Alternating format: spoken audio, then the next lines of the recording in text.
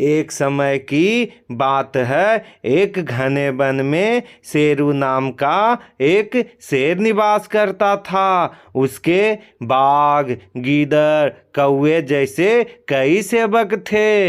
ये दिन रात शेरू की सेवा करते और शेरू के मारे शिकार के अवशेष से वे अपना पेट भरते थे।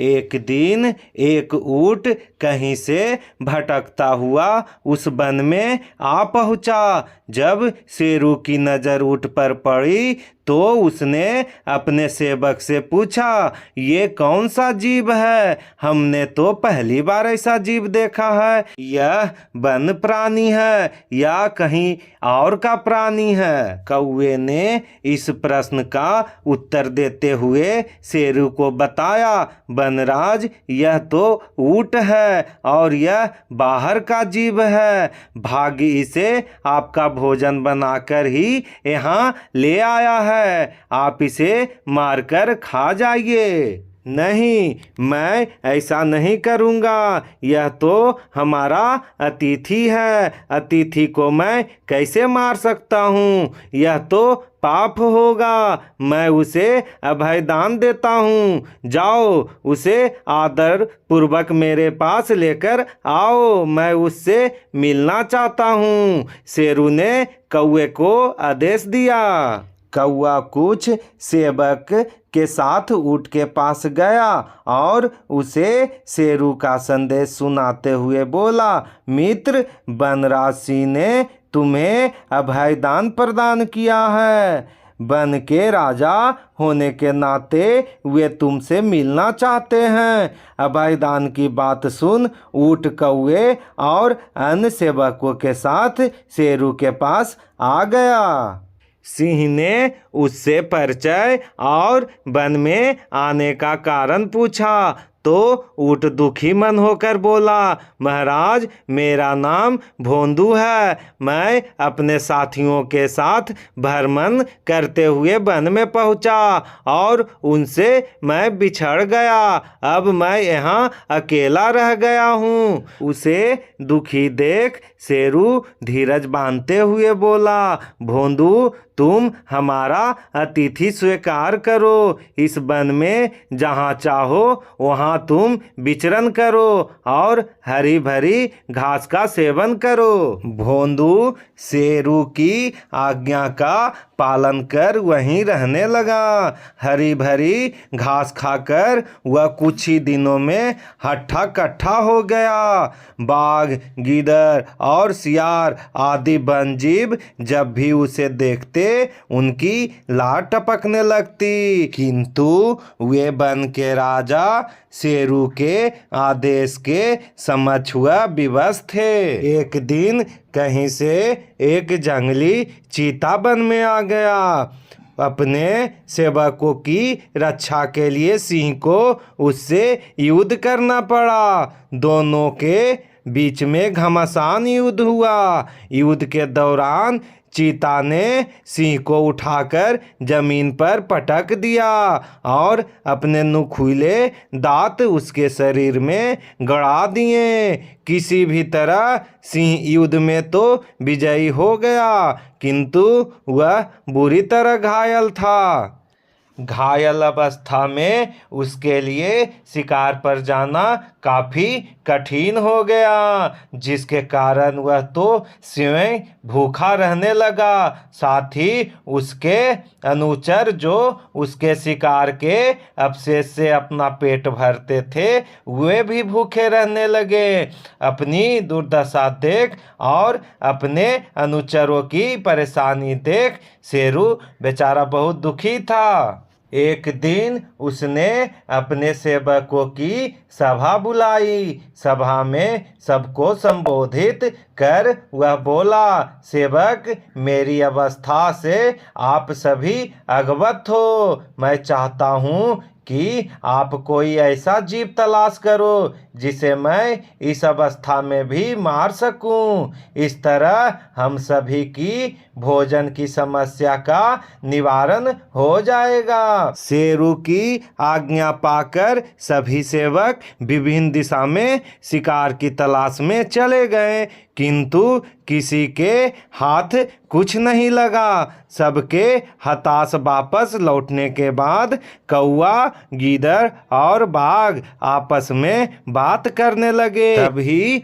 उनकी नज़र भोंदू पर पड़ी। मित्रों, भोंदू इस वन में रहकर कितना हिष्ट पुष्ट हो गया है। जब भी उसको देखता हूँ तो मेरे मुंह में पानी आ जाता है। तुम लोगों का क्या विचार है? क्यों ना इसे ही मारकर अपनी भूख मिटाई जाए? इधर उधर भटकने का क्या लाभ? गिदड़ बोला। कह तो तुम ठीक रहे हो गिदड़ भाई, किंतु वनराज ने तो उसे अभयदान दिया है, वे उसे नहीं मारेंगे। अब तुम ही बताओ कि उन्हें कैसे मनाएं? कौआ बोला।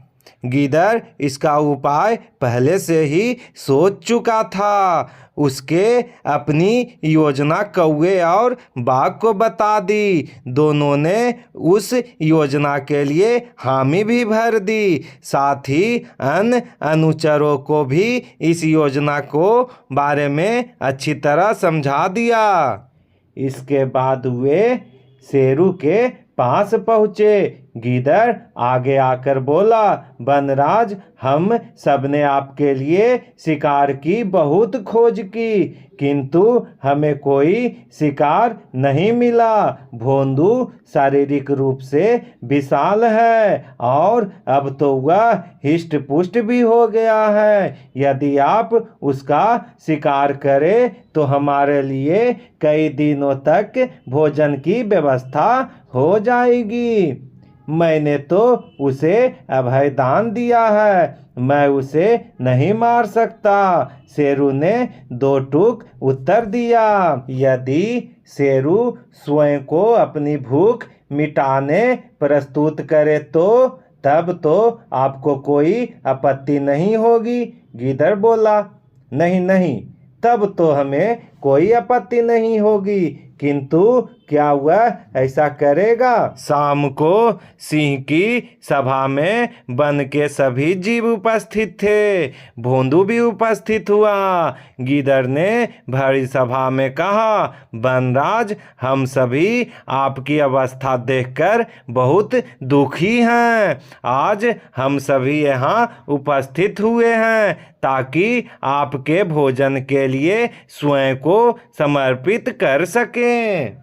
इसके बाद एक एक कर सभी जीव सामने आकर स्वयं को सिंह के भोजन के लिए प्रस्तुत करने लगे, किंतु गीदड़ उनमें से कोई न कोई कमी निकाल देता और सिंह उसे खाने से मना कर देता। इस तरह किसी को छोटा, किसी को शरीर में बाल, किसी के तेज नाखून आदि बहाने बताकर गीदड़ उन्हें बचाता गया। जब भोंदू की बारी आई और उसने देखा कि सारे जीव स्वयं को सिंह के सामने प्रस्तुत कर रहे हैं और सिंह किसी को भी नहीं मार रहा, तो सबकी देखा देखी उसने भी स्वयं को सिंह के सामने प्रस्तुत कर दिया।